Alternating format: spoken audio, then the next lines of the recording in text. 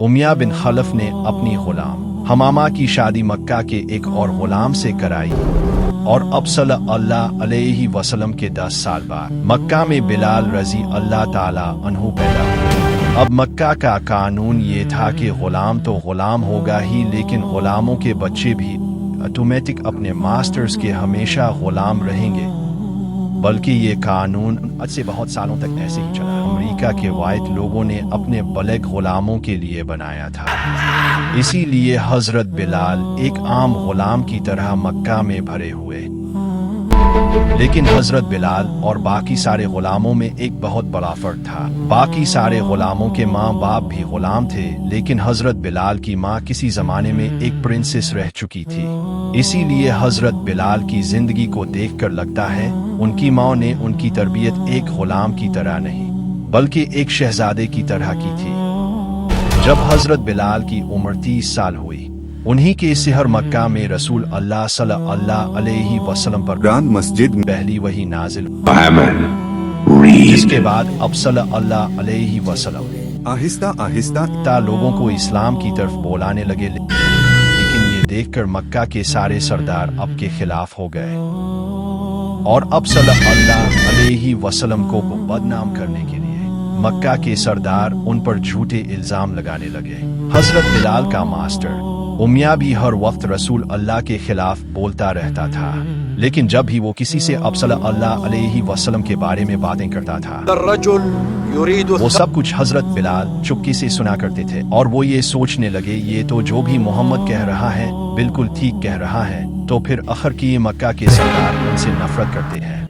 यहाँ से आहिस्ता आहिस्ता हजरत बिलाल के दिल में अब सल्लल्लाहु अलैहि वसल्लम के लिए मोहब्बत बढ़ने लगी और आहिस्ता आहिस्ता मक्का में मुसलमान भरने लगे और आखिर इतने भर गए अब मक्का के सरदार इसे और बर्दाश्त नहीं कर सकते थे, तो उन्होंने इस्लाम को और फैलने से रोकने के लिए नए मुसलमानों पर जुल्म करने लगे, खास तौर से कमजोर मुसलमानों पर।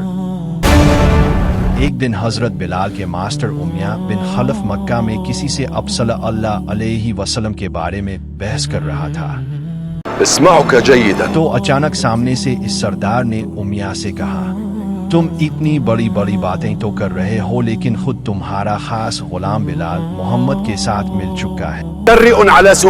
जिस पर मक्का के सारे सरदार उमया पर हंसने लगे। ये सुनकर उमया को बहुत गुस्सा क्योंकि बिलाल इसका सबसे बेस्ट गुलाम था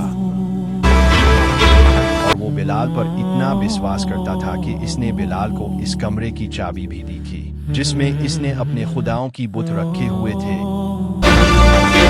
और अब इसी बिलाल ने उमया का सारा भरोसा तोड़ दिया था और जब मक्का के बीच में सारे सरदार उमया पर हंस रहे थे, ये देखकर उमया गुस्से से पागल हो गए। बिलाल! अगले ही दिन इसने बिलाल को पकड़कर इसे टार्चर करना शुरू किया। इसने हजरत बिलाल को 100 कूड़े मार और जब कोड़ से इसका दिल नहीं भरा, हसन हजरत बिलाल को इस टीम के आर्मर पहना उन्हें सारा दिन धूप में एक खंबे से बांध दिया, यानी सऊदी के रेगिस्तान के सख्त धूप, जहां आज भी 50 डिग्री से ज्यादा गर्मी होती है। ये स्टील कार्बन सख्त धूप से गर्म होकर हजरत बिलाल के चमड़े को जला देता था और जब उन सजाओं से उमया ऊड़ हो जाता था तो वो हजरत बिलाल को मक्का के आवारे लड़के के हवाले कर देते थे और उनके हाथ पैर बांधकर मक्का के गलियों में घसीटते थे।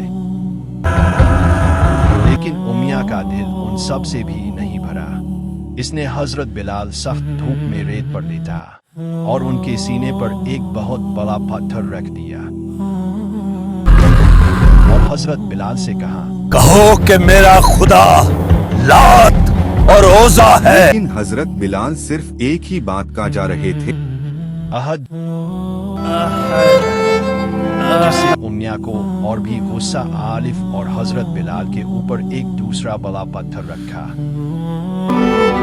और बिलाल से फिर कहा, कहो कि मेरा खुदा लात और ओज़ा है। हजरत बिलाल ने नहीं कहा और उमया ने इस पर तीसरा बड़ा पत्थर भी रखा और हजरत बिलाल रजी अल्लाह ताला अन्हु बेहोश हो गए।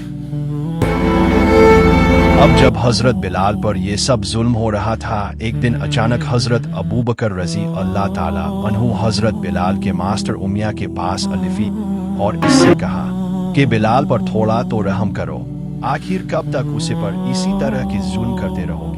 तो उमिया ने गुस्से से हजरत अबू बकर रजी अल्लाह ताला अन्हु से कहा, तुम्हें अगर इतना ही इस बिलाल पर रहम तो तुम इसे मुझसे खरीद के नहीं लेते। तो हजरत अबू बकर रजी अल्लाह ताला अन्हु ने उमिया को देखा और कहा कि बोलो क्या कीमत चाहिए तुम्हें बिलाल की।